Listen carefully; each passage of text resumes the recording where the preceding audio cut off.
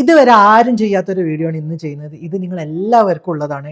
10th കഴിഞ്ഞവരാണെങ്കിലും 12th കഴിഞ്ഞവരാണെങ്കിലും ബിടെക്കിന് പഠിക്കുന്നവരോ അല്ലെങ്കിൽ BTech അല്ലാത്തൊരു course പഠിക്കുന്നവരോ അല്ലെങ്കിൽ ഒരു ഡിഗ്രിയും പഠിക്കാത്തവരാണെന്നുണ്ടെങ്കിലും കറൻ്റ്ലി വർക്ക് ചെയ്യുന്നവരോ ഇയർ ഗ്യാപ്പ് വന്നവരോ അല്ലെങ്കിൽ ഏജ് ഡിഫറൻസ് കാരണം ടെക് ഫീൽഡിലേക്ക് വരാൻ മടിയുള്ളവരോ അല്ലെങ്കിൽ വേറെ ഏതെങ്കിലും ഒരു ഫീൽഡിൽ നിന്ന് നമ്മളെ സോഫ്റ്റ്വെയർ എഞ്ചിനീയറിംഗ് ടെക് ഫീൽഡിലേക്ക് വരാനോ താല്പര്യമുള്ള എല്ലാവർക്കും ഉള്ള ഒരു വീഡിയോ ആണ് ഇത് ചെയ്യുന്നത്. ഇതുവരെയായിട്ട് ആരും ചെയ്യാത്തൊരു വീഡിയോ എന്ന് പറഞ്ഞാൽ ഞാനൊരു മൈൻഡ് മാപ്പാണ് നിങ്ങൾക്ക് കാണിച്ചു തരാൻ പോകുന്നത്. നിങ്ങളുടെ ഓരോ ഏജ് വൈസ് നിങ്ങൾ ഓരോ ടൈമിൽ ക്രിയേറ്റ് ചെയ്യുന്ന ഓരോ ഡിസിഷൻസും ആ ഓരോ ഡിസിഷനെ ബേസ് ചെയ്ത് നമ്മൾ ഓരോ പാത്തിലൂടെ പോയി കഴിഞ്ഞാൽ എങ്ങനെ അറ്റ് ദ എൻഡ് നിങ്ങളൊരു സോഫ്റ്റ്വെയർ എഞ്ചിനീയറിൽ ടെക് ഫീൽഡിലേക്ക് വരാം എന്നുള്ളതാണ് ഞാൻ ഡിസ്കസ് ചെയ്യാൻ പോകുന്നത്.